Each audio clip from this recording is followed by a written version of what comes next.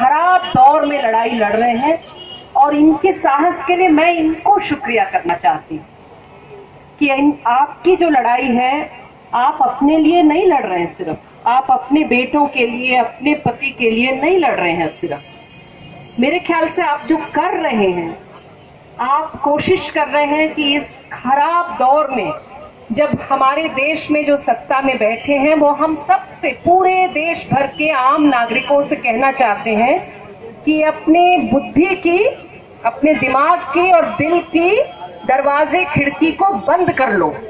सिर्फ सोचो इतना कि हम कौन से, अगर हम अच्छे दबंग और अच्छे जगह वाले समुदाय से हैं, अगर हम हिंदू हैं तो हम नफरत करें मुसलमानों से, अगर हम ऊंची जात के हैं तो नफरत करें दलितों से, और उल्टा कहें कि पीड़ित वो नहीं, पीड़ित हम हैं। कहें कि जो जिनके पास ज्यादा ताकत है थोड़ा बहुत, उन सब से कहते हैं कि उनसे डरो, और कह दो कि जो सचमुच में आपको डरने की जरूरत है, आप सरकार से मत डरो। जो पुलिस गोलियां चला रही है अंधाधुंध, उससे मत डरो। जो उठा के ले जा रहा है, खत्म कर दे रहा है किसी को, उससे मत डरो, बल्कि उनसे डरो जिनको सबसे ज्यादा निशाना बनाया जा रहा है, उनसे डरो। ये सरकार कह रही है। आप लोग जो कहना चाह रहे हैं वो आपकी जो कोशिश है, और मैं पूरी, मुझे लगता है जो उम्मीद है, मुझे उसी उम्मीद पर पूरे देश के लिए उम्मीद टिकी हुई है। आपकी कोशिश है कि हर नागरिक के दिल दिमाग को खोल दें। यहाँ वर्दी में भी जो खड़े हैं, वहां पर भी पिता होंगे, माता होंगे, साधारण नागरिक होंगे, जिनके भाई बहन होंगे, लोग होंगे आपके, जिनसे आप प्यार करते हैं।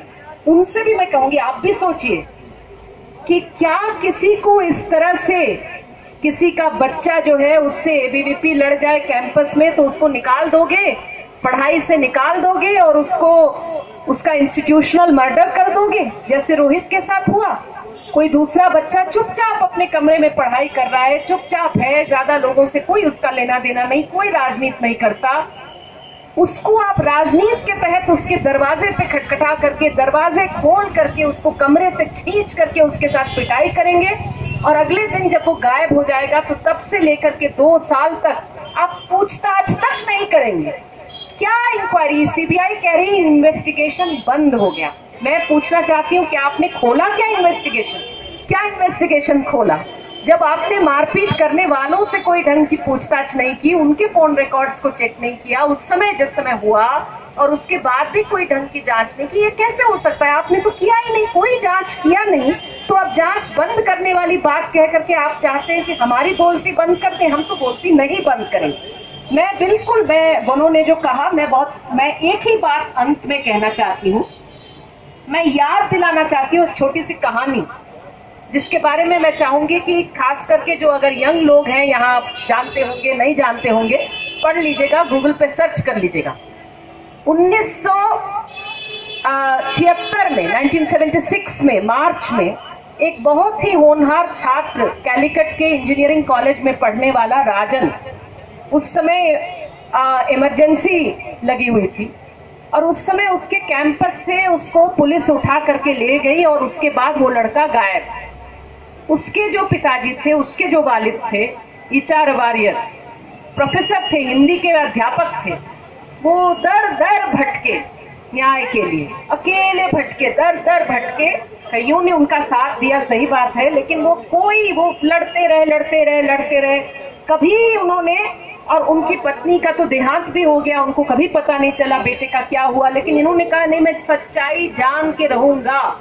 जो सच्चाई जानने को मिला वो बहुत भयानक था, लेकिन हाँ, उनकी उस लड़ाई की वजह से उस एक राजन के लिए, जिसको फर्जी तरीके से नक्सली बता करके उठा लिया था पुलिस ने और गायब करके खत्म किया था, उस राजन की वजह से उस समय की जो सरकार थी, चीफ मिनिस्टर थे करुणाकरण, उनको गिरना पड़ा था, उनकी सरकार गिरी थी। और इसलिए मैं सिर्फ ये कह करके अपनी बात खत्म करूंगी कि कोई कहीं सुन रहा हो मेरी बात को, तो ये मत सोचिए, यहाँ 1 मिनट के लिए राजनीति को अलग रखिए। ये सोच, क्योंकि आपसे बहुत लोग होंगे कहने वाले कि बहुत राजनीति हो रहा है नजीब के मामले में, मत करिए, बहुत राजनीति हो रहा है इन सब मामलों में, इसमें राजनीति कहाँ लाए? लेकिन राजनीति मत ले आइए, बस इतना कहिए कि राजनीति को न्याय के और नजीब के बीच में नहीं खड़ा होना चाहिए। राजनीति को हटना चाहिए ना, राजनीति हट जाए तो हो सकता है सच्चाई सबको पता चल पाए। और इसके लिए हम संघर्ष कर रहे हैं, करेंगे। और बस जो जहां सुन रहा है वो ये सोचिए कि आज वो माजिद है, आज वो नजीब है, आज वो रोहित, आज वो जुनैद, कल को अगर आपके साथ हुआ, अगर आपने सरकार, अगर आप मजदूर हैं, अगर आप किसान हैं और आप लड़ रहे हैं और आपकी सरकार के खिलाफ कुछ बोला, तो आप सोचिए कि क्या होगा, आप उनके साथ कैसा न्याय होगा। आप बस इसको सोचिए। मैं इतना ही कहना चाहती हूँ। बहुत बहुत शुक्रिया मुझे यहाँ मौका